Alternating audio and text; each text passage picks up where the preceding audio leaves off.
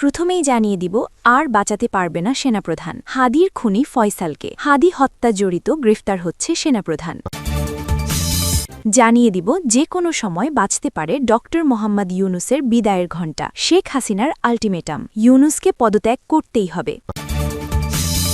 জানিয়ে দিব অবশেষে সেনাবাহিনীর হাতে আটক ওসমান, হাদির খুনি ফয়সাল। এবং সর্বশেষ পাচার হওয়া টাকা ফেরত আনার চেষ্টা করবে জামায়াত আমির ডক্টর শফিকুর রহমান। এতক্ষণ শুনছিলেন সংবাদ শিরোনাম, এখানে থাকছে বিস্তারিত।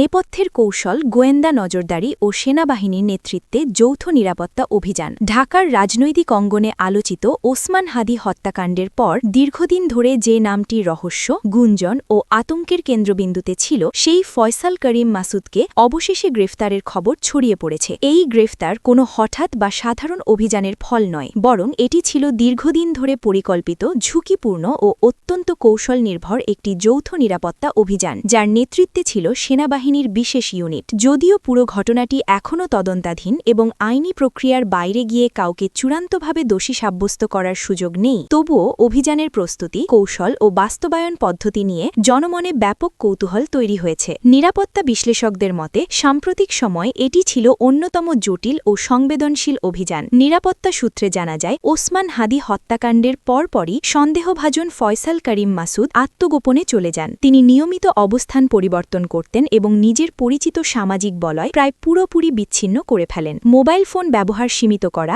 একই এলাকায় দীর্ঘ সময় না থাকা, পরিচিতদের সঙ্গে সরাসরি যোগাযোগ এড়িয়ে চলা, এসব কৌশলের মাধ্যমে তিনি দীর্ঘদিন ধরেই আইনশৃঙ্খলা বাহিনীর নজর এড়িয়ে চলতে সক্ষম হন। এই কারণে একক কোনো সংস্থার পক্ষে তাকে শনাক্ত করা সম্ভব হচ্ছিল না। শেষ পর্যন্ত সেনাবাহিনী, গোয়েন্দা সংস্থা এবং অন্যান্য নিরাপত্তা বাহিনীর সমন্বয়ে একটি যৌথ নজরদারি কাঠামো গড়ে তোলা হয়। এই নজরদারি ছিল ধাপে ধাপে, নীরব এবং তথ্যভিত্তিক। দীর্ঘ সময়ের গোয়েন্দা বিশ্লেষণের পর সেনাবাহিনীর একটি দল ধারণা করে যে সন্দেহভাজন রাজধানীর বাইরে একটি আধা শহর বা মুফস্সল ঘেঁষা এলাকায় আশ্রয় নিয়েছেন। এলাকাটি জনবহুল হওয়ায় সেখানে সরাসরি অভিযান চালালে সংঘর্ষ, হতাহতের ঝুঁকি এবং সাধারণ মানুষের ক্ষয়ক্ষতির আশঙ্কা ছিল। এই প্রেক্ষাপটে সেনাবাহিনী প্রচলিত রেইড বা আকস্মিক অভিযান না চালিয়ে ভিন্ন কৌশল গ্রহণ করে। লক্ষ্য ছিল সন্দেহভাজনকে আতঙ্কিত না করে ধীরে ধীরে একটি নিয়ন্ত্রিত পরিস্থিতির দিকে নিয়ে আসা। নিরাপত্তা সূত্র বলছে, প্রথম ধাপে একটি বিভ্রান্তিমূলক কৌশল গ্রহণ করা হয়। স্থানীয় পর্যায়ে ভিন্ন একটি নিরাপত্তা তৎপরতার আভাস ছড়িয়ে দেওয়া হয়, যাতে সন্দেহভাজনের দৃষ্টি অন্যদিকে সরে যায়। একই সঙ্গে সাদা পোশাকে একটি দল এলাকাটিতে সাধারণ মানুষের মতো অবস্থান নেয়। এই দলটি স্থানীয় দোকান, চায়ের স্টল, আবাসিক এলাকা ও চলাচলের পথগুলোতে নীরবে পর্যবেক্ষণ চালাতে থাকে। কয়েকদিনের পর্যবেক্ষণের পর নিশ্চিত হওয়া যায় যে সন্দেহভাজন একটি নির্দিষ্ট স্থানে নিয়মিত আসা যাওয়া করছেন। তবে তিনি সব সময় নিজের নিরাপত্তা নিয়ে সতর্ক ছিলেন এবং আশেপাশের পরিবেশ পর্যবেক্ষণ করেই চলাফেরা করতেন। অভিযানের দিন ভোরে সেনাবাহিনীর বিশেষ ইউনিট পুরো এলাকাটি ঘিরে ফেলে। তবে প্রচলিত শক্তি প্রদর্শন বা নাটকীয় অভিযান না চালিয়ে তারা নেয় একটি মনস্তাত্ত্বিক কৌশল। সূত্র জানায়, সন্দেহভাজনের সঙ্গে যোগাযোগ রয়েছে এমন একজন পরিচিত ব্যক্তির মাধ্যমে একটি নিরপেক্ষ সাক্ষাৎ বা কথোপকথনের প্রস্তাব দেওয়া হয়। উদ্দেশ্য ছিল সন্দেহভাজনকে স্বাভাবিক পরিবেশে একটি নির্দিষ্ট স্থানে আনয়ন করা। সেই স্থানেই আগেই নিরাপত্তা বলয় তৈরি করা হয়, যাতে কোনো অনাকাঙ্ক্ষিত পরিস্থিতি তৈরি না হয় এবং আশেপাশের সাধারণ মানুষ বা স্থাপনার ক্ষতি না ঘটে। নির্ধারিত সময় সন্দেহভাজন সেখানে উপস্থিত হলে নিরাপত্তা বাহিনী দ্রুত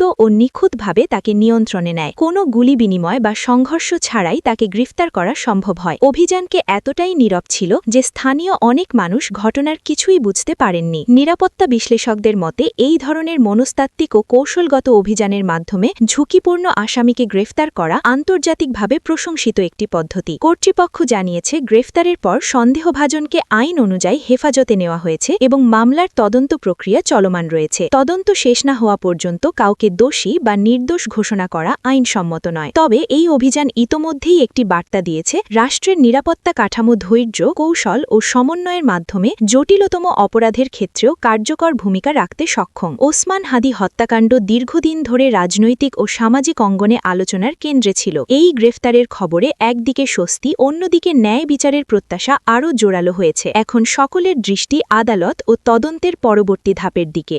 বাংলাদেশের রাজনৈতিক অঙ্গনে আবারও ঘনীভূত হচ্ছে অস্থিরতার মেঘ। ক্ষমতার কেন্দ্রবিন্দুতে শুরু হয়েছে টানটান উত্তেজনা, যার কেন্দ্রে রয়েছেন অন্তর্বর্তীকালীন সরকারের প্রধান উপদেষ্টা ড মোহাম্মদ ইউনুস। রাজনৈতিক সূত্রগুলোর দাবি যে কোনো সময় বাজতে পারে তার বিদায়ের ঘণ্টা। আর এই সম্ভাবনার পেছনে সবচেয়ে বড় ও শক্তিশালী বার্তা এসেছে ক্ষমতাসীন দলের শীর্ষ নেতৃত্ব থেকে। শেখ হাসিনার স্পষ্ট আল্টিমেটাম, ইউনুসকে পদত্যাগ করতেই হবে। এই বক্তব্য প্রকাশ্যে আসার পর থেকেই দেশের রাজনীতি যেন নতুন এক মোড় নিয়েছে।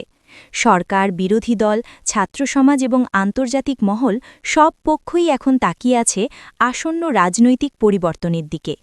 ড মোহাম্মদ ইউনুস যখন অন্তর্বর্তী সরকারের প্রধান উপদেষ্টা হিসেবে দায়িত্ব নেন, তখন জাতির সামনে ছিল একটি বড় প্রত্যাশা: রাজনৈতিক সংঘাতের অবসান, সুষ্ঠু নির্বাচনের পথ তৈরি এবং রাষ্ট্রের গণতান্ত্রিক কাঠামো পুনর্গঠন। তার আন্তর্জাতিক পরিচিতি, নোবেলজয়ী ভাবমূর্তি এবং আপাত নিরপেক্ষ অবস্থান অনেকের কাছেই আশার আলো হয়ে উঠেছিল। কিন্তু সময় যত গড়িয়েছে, ততই সেই প্রত্যাশার সঙ্গে বাস্তবতার দূরত্ব স্পষ্ট হয়েছে বলে মত রাজনৈতিক বিশ্লেষকদের। সরকার পরিচালনার প্রতিটি সিদ্ধান্তে প্রশ্ন উঠেছে নিরপেক্ষতা, প্রশাসনিক দক্ষতা এবং রাজনৈতিক ভারসাম্য নিয়ে। সম্প্রতি একাধিক রাজনৈতিক সভা ও অভ্যন্তরীণ আলোচনায় শেখ হাসিনা স্পষ্ট করে দিয়েছেন ড ইউনুসের নেতৃত্ব তিনি আর গ্রহণযোগ্য মনে করছেন না। তার অভিযোগ, অন্তর্বর্তী সরকার সংবিধানের কাঠামোর বাইরে গিয়ে সিদ্ধান্ত নিচ্ছে এবং নির্বাচনী প্রক্রিয়াকে অনিশ্চয়তার দিকে ঠেলে দিচ্ছে। শেখ হাসিনার ঘনিষ্ঠ সূত্রগুলোর ভাষ্য অনুযায়ী এটি আর কেবল মতপার্থক্যের বিষয় নয়, বরং এটি রাষ্ট্র পরিচালনার বৈধতা ও ক্ষমতার প্রশ্ন। সে কারণেই আল্টিমেটাম, ইউনুসকে পদত্যাগ করতেই হবে। রাজনৈতিক পর্যবেক্ষকদের মতে এই সংকট মূলত ক্ষমতার ভেতরের এক গভীর টানাপোড়েনের বহিঃপ্রকাশ। একদিকে অন্তর্বর্তী সরকারের সিদ্ধান্ত গ্রহণের স্বাধীনতা, অন্যদিকে নির্বাচিত রাজনৈতিক শক্তির দাবি। এই দুইয়ের সংঘর্ষ এখন প্রকাশ্যে চলে এসেছে। ড ইউনুসের ঘনিষ্ঠ মহলের দাবি, তিনি কোনো রাজনৈতিক দলের প্রতিনিধিত্ব করছেন না এবং তার একমাত্র লক্ষ্য একটি গ্রহণযোগ্য নির্বাচন নিশ্চিত করা। তবে ক্ষমতাসীন পক্ষের অভিযোগ, এই নিরপেক্ষতার আড়ালে রাজনৈতিক সিদ্ধান্ত নেওয়া হচ্ছে, যা রাষ্ট্রের স্থিতিশীলতার জন্য ঝুঁকিপূর্ণ। এই রাজনৈতিক দ্বন্দ্বের প্রভাব পড়েছে রাজপথেও। রাজধানীসহ বিভিন্ন জেলায় ছাত্র ও তরুণ সমাজের মধ্যে আলোচনা, বিতর্ক ও ক্ষোভ বাড়ছে। একাংশ ড ইউনুসকে পরিবর্তনের প্রতীক হিসেবে দেখছে, অন্য অংশ মনে করছে এই অন্তর্বর্তী ব্যবস্থা দীর্ঘায়িত হলে গণতান্ত্রিক ধারাই ক্ষতিগ্রস্ত হবে। ছাত্র সমাজের একটি বড় অংশ ইতোমধ্যে হুঁশিয়ারি দিয়েছে, যদি রাজনৈতিক সমাধান না আসে তাহলে তারা রাজপথে নামতে বাধ্য হবে। এতে পরিস্থিতি আরও জটিল হওয়ার আশঙ্কা করছেন নিরাপত্তা বিশ্লেষকরা। সবচেয়ে সংবেদনশীল প্রশ্নটি ঘুরে ফিরে আসছে প্রশাসন ও সেনাবাহিনীর অবস্থান নিয়ে।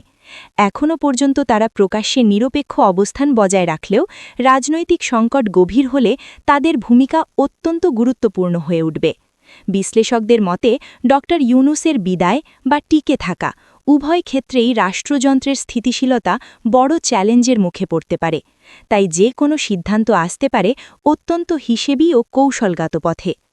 বাংলাদেশের বর্তমান রাজনৈতিক পরিস্থিতির দিকে নজর রাখছে আন্তর্জাতিক মহলও। পশ্চিমা দেশ, উন্নয়ন সহযোগী সংস্থা এবং আঞ্চলিক শক্তিগুলো চাইছে একটি শান্তিপূর্ণ ও গ্রহণযোগ্য রাজনৈতিক সমাধান। ড ইউনুসের আন্তর্জাতিক গ্রহণযোগ্যতা যেমন একটি বড় ফ্যাক্টর, তেমনি নির্বাচিত রাজনৈতিক নেতৃত্বের বৈধতাও আন্তর্জাতিক মহলের কাছে গুরুত্বপূর্ণ। ফলে শেখ হাসিনার আল্টিমেটাম শুধু অভ্যন্তরীণ রাজনীতিতেই নয়, আন্তর্জাতিক কূটনীতিতেও প্রভাব ফেলছে। রাজনৈতিক অঙ্গনের সবচেয়ে আলোচিত প্রশ্ন এখন একটাই: ড মোহাম্মদ ইউনুস কি সত্যিই পদত্যাগ করতে যাচ্ছেন, নাকি এটি কেবল একটি চাপ সৃষ্টির কৌশল? কিছু সূত্র বলছে সম্মানজনক প্রস্থানই হতে পারে তার জন্য সবচেয়ে বাস্তবসম্মত পথ। আবার অন্য সূত্রের দাবি, শেষ মুহূর্ত পর্যন্ত তিনি অবস্থান ধরে রাখবেন এবং রাজনৈতিক সমঝোতার চেষ্টা চালাবেন। একটি বিষয় নিশ্চিত, বাংলাদেশের রাজনীতি এখন এক গুরুত্বপূর্ণ সন্ধিক্ষণে দাঁড়িয়ে। ড ইউনুসের বিদায় হোক বা অবস্থান অব্যাহত থাকুক, সামনে বড় ধরনের রাজনৈতিক পরিবর্তন অনিবার্য বলেই মনে করছেন বিশ্লেষকরা। যে কোনো সময় সত্যিই বাজতে পারে বিদায়ের ঘণ্টা, অথবা শেষ মুহূর্তে পাল্টে যেতে পারে পুরো দৃশ্যপট। তবে এই মুহূর্তে দেশের মানুষের একটাই প্রত্যাশা, রাজনৈতিক সমাধান আসুক শান্তিপূর্ণ পথে, যাতে রাষ্ট্রের স্থিতিশীলতা ও গণতন্ত্র দুটোই রক্ষা পায়।